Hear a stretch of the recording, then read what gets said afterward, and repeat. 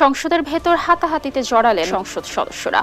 সংসদে তারেক রহমানের মুখোশ খুলে দিলেন রুমিন ফারহানা। বিএনপিকে মোনাফেক শয়তান বলে ঘোষণা, এমন বক্তব্যের পর উত্তল সংসদ। রেগে মেজাজ হারালেন তারেক রহমান। ভয়ানক কাণ্ড ঘটে গেল সংসদে। দুদককে শক্তিশালী করা হলে কেন সরকারগুলো ভয় পায় কিছু কিছু আমরা বুঝি। এত অসহিষ্ণু হলে চলবে না মিস্টার। দুর্নীতি নিয়ে কথা বলতে গিয়ে বাংলাদেশের দুর্নীতিতে টপ মোস্ট পেশা দুটো কোনটা দেখলাম? 1 নম্বরে আছে রাজনীতিবিদদের নাম।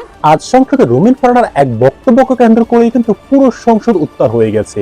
সরকারি দলের সঙ্গে কিন্তু বাকবিতণ্ডায় জড়িয়েছেন ব্যারিস্টার রুমিন ফারহানা। সংসদে ব্যারিস্টার রুমিন ফারহানার সরকার বিরোধী এক বক্তব্যই কিন্তু একেবারে তোলপাড় শুরু হয়ে গেছে পুরো সংসদ ভবন জুড়ে। যেভাবে সরাসরি তারেক রহমানকে দায়ী করে, তারেক রহমানের পুরো সরকার ব্যবস্থাকে দায়ী করে এই বাঘিনী কথা বলেছেন সংসদে দর্শক, যেটা শুনে কিন্তু সরকার দল এমনকি আর অন্যান্য যারা রয়েছে তাদের মধ্যে কিন্তু দর্শক একেবারে কিন্তু দ্বিমত পোষণ তৈরি হয়ে গিয়েছে। অর্থাৎ সংসদের মধ্যে কিন্তু একটা হট্টগোল সৃষ্টি হয়ে গেছে বক্তব্যকে কেন্দ্র করে। তবে সেই বক্তব্যটা কি দিয়েছেন রুমিন ফারহানা এবং সরকারকে উদ্দেশ্য করে কি বলেছেন, সরকারের বিরুদ্ধে কি বলেছেন, সম্মানিত প্রিয় দর্শক শ্রোতা, সেটার কিছু অংশ বিশেষ কিন্তু আপনারা ভিডিও শুরুতেই কিন্তু দেখতে পেয়েছেন। এবার দেখবেন বিস্তারিত পুরো ভিডিও জুড়ে। তবে তার জন্য দর্শক আপনাকে সম্পূর্ণ ভিডিওটি শেষ পর্যন্ত কন্টিনিউ করতে হবে, তবে কিন্তু আজকের এই পুরো বিষয়টা আপনি একেবারে ভালো করে বুঝতে পারবেন। তবে তার আগে দর্শক আপনার কাছে ছোট্ট করে একটি অনুরোধ, আপনি যদি আমাদের চ্যানেলে নতুন দর্শক হয়ে থাকেন আশা করি অবশ্যই চ্যানেলটি সাবস্ক্রাইব করে বেল আইকনটি অন করে দিবেন পরবর্তী আপডেটগুলোর জন্য। তাই আজ আর কথা বাড়ি দর্শক আপনার মূল্যবান সময়টুকু এখানে নষ্ট না করে আগে আপনাকে সেই মূল ভিডিওটি দেখিয়ে নিয়ে আসি, তারপরে এ নিয়ে আর বিস্তারিত কথা বলা যাবে। দুদককে শক্তিশালী করা হলে কেন সরকারগুলো ভয় পায় কিছু কিছু আমরা বুঝি।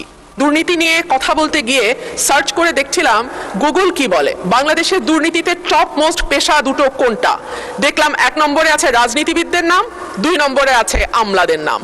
কোন রাজনীতিবিদ যখন পেশা হিসেবে লেখেন রাজনীতি, তখন আমি সঙ্গত কারণেই খুব অবাক হই। রাজনীতিবিদরা বেতন পান বা রাজনীতি করলে পয়সা উৎপাদন হয়, এটা সম্ভবত বাংলাদেশের মতন দেশেই সম্ভব, যেই দেশটি 2005 সাল থেকে শুরু করে 2010 পর্যন্ত টানা 5 বছর দুর্নীতিতে চ্যাম্পিয়ন হয়েছিল। মাননীয় স্পিকার, আমরা বিগত সরকারের আমলে ছাগল কাণ্ড দেখেছি, বালিশ দুর্নীতি দেখেছি, রূপপুর পারমাণবিক বিদ্যুৎ কেন্দ্র নির্মাণের সময় যে ভয়াবহ দুর্নীতি হয়েছে সেটাও দেখেছি। আমরা দেখেছি একজন পিয়ন কি করে 400 কোটি টাকার মালিক হয় এবং হেলিকপ্টার ছাড়া চলাফেরা করতে পারে না বলে তৎকালীন প্রধানমন্ত্রী নিজেই বলেছিলেন। মাননীয় স্পিকার, আমরা ব্যাংক থেকে লক্ষ কোটি টাকার লোপাট দেখেছি, ভুয়া কোম্পানির নামে অর্থ আত্মসাৎ, ইচ্ছাকৃত ঋণ খেলাপি ইত্যাদি ইত্যাদি দেখেছি। ওভার ইনভয়েসিং, আন্ডার ইনভয়েসিং, হুন্ডি, ভুয়া রপ্তানি বিল মারফত টাকা কিভাবে দেশের বাইরে পাচার হয়েছে। আমরা দেখেছি মেগা প্রজেক্ট, মেগা দুর্নীতি। আমরা দেখেছি নিয়োগ, পদোন্নতি এবং সরকারি কেনাকাটায় অনিয়ম। স্বাস্থ্য খাতে মিঠু সিন্ডিকেটের দৌরাত্ম্যের কথাও কম বেশি আমরা জানি।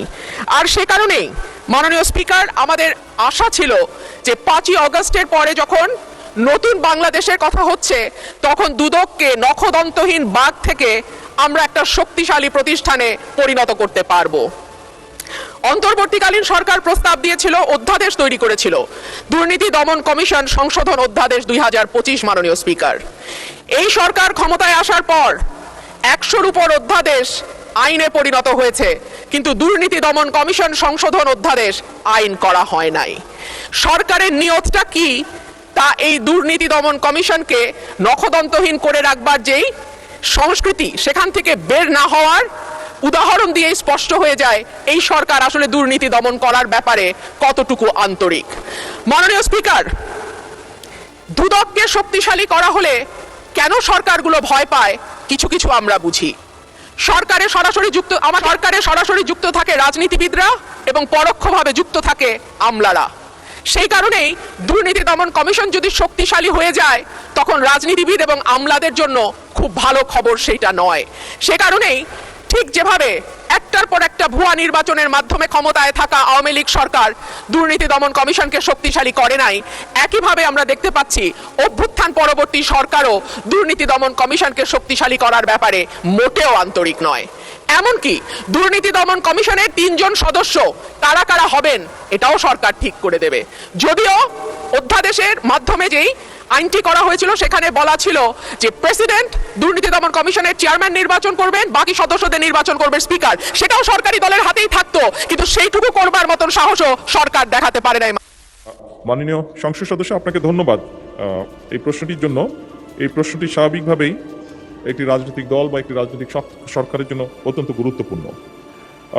মাননীয় স্পিকার, সরকারের নির্বাচনী ইশতেহারে ঘোষিত কার্যক্রমসমূহ বাস্তবায়নের সকল মন্ত্রণালয় বিভাগ 180 দিন 2026 27 অর্থবছর এবং আগামী 5 বছরের জন্য কর্মপরিকল্পনা প্রণয়ন করেছে এবং তা বাস্তবায়নের জন্য এরই ভিতরে প্রয়োজনীয় উদ্যোগও গ্রহণ করেছে। কতগুলোর কাজ এর মধ্যে শুরুও করে দিয়েছে মাঠ পর্যায়ে। মাননীয় স্পিকার, ব্যক্তি নয়, পরিবারই উন্নয়নের মূল একক। এই দর্শনে প্রান্তিক এবং নিম্ন আয়ের পরিবারগুলোকে সুরক্ষা দিতে পরিবারের নারী প্রধানকে ফ্যামিলি কার্ডের মাধ্যমে মাসিক 2,500 টাকা প্রদানের কার্যক্রম এরই মধ্যে শুরু হয়েছে।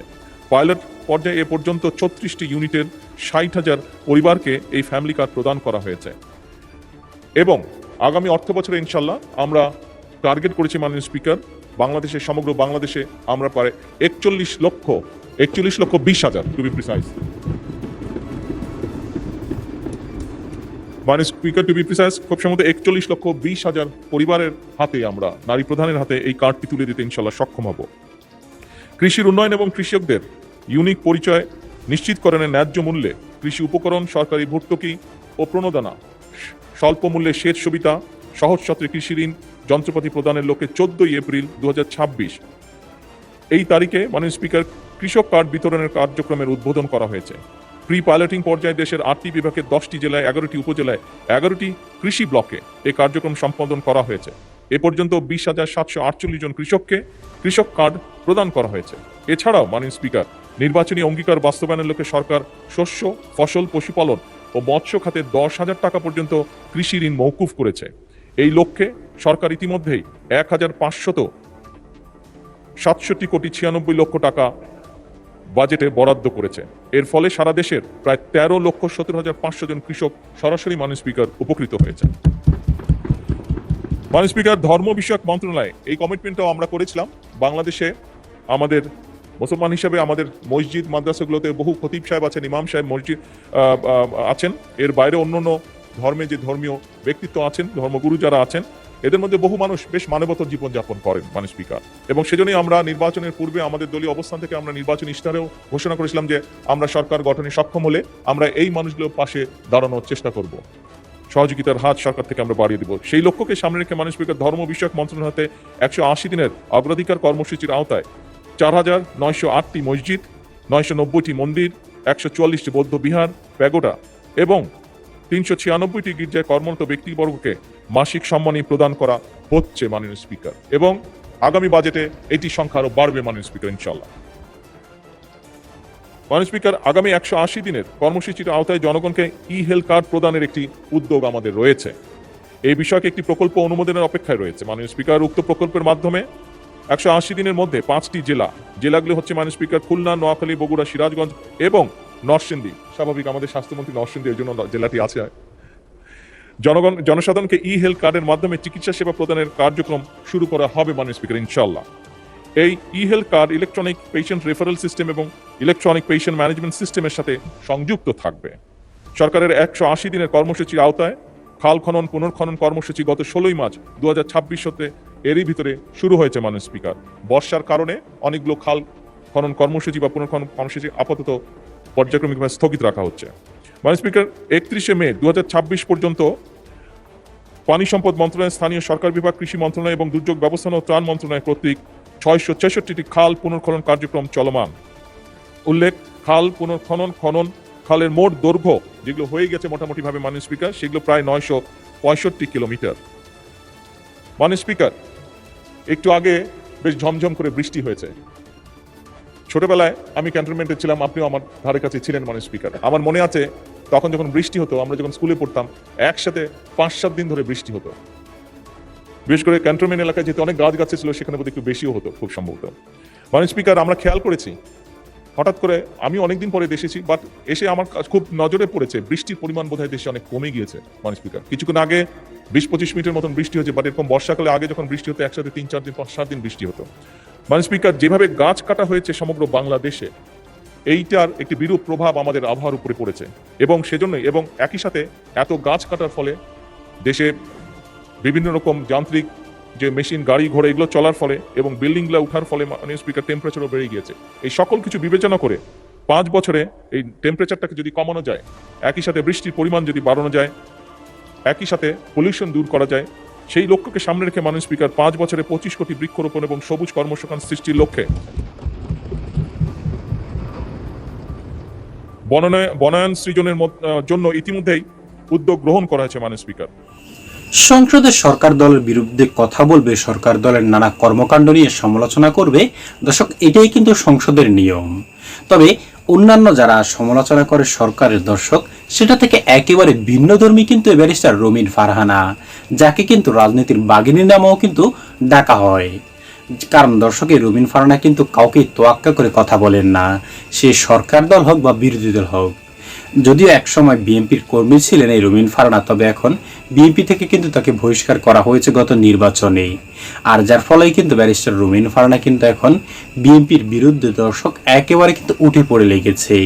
অর্থাৎ বিএনপি সরকারের যে অনিয়ম এবং কি দর্শক টুকটাক যে দুর্নীতিগুলি রয়েছে এবং যে অব্যবস্থাপনাগুলি রয়েছে দর্শক, সেগুলোর বিরুদ্ধেও কিন্তু তিনি সংসদে কিন্তু জোর গলায় কথা বলছেন, তাও আবার সরকার প্রধান তারেক রহমানের সামনাসামনি, যেটার কিছুটা অংশ বিশেষ দর্শক, এমনকি কিছু বিস্তারিত তথ্য কিন্তু আপনারা দেখতে পেয়েছেন আমাদের আজকের এই ভিডিওটিতে। দর্শক শ্রোতা, আজকে যে ভিডিওটা দেখেছেন এগুলো দেখার পর দর্শক, এই সম্পূর্ণ ভিডিওর সম্পর্কে দর্শক আপনার কি মতামত সেটা অবশ্যই আমাদের কমেন্ট বক্সে লিখে যাবেন। এবং ব্যারিস্টার রুমিন ফারহানা যে তথ্যগুলি উপস্থাপন করেছেন সংসদে, দর্শক, এগুলি কতটা সত্য এবং কতটা বাস্তবায়নযোগ্য দর্শক, সেটাও কিন্তু আমাদের কমেন্ট বক্সে লিখে যাবেন এবং ভিডিওতে একটি লাইক দিয়ে যাবেন। সম্মানিত প্রিয় দর্শক শ্রোতা, আজ এখানেই শেষ করছি। আশা করি সকলে অনেক ভালো থাকবেন। খোদা হাফেজ।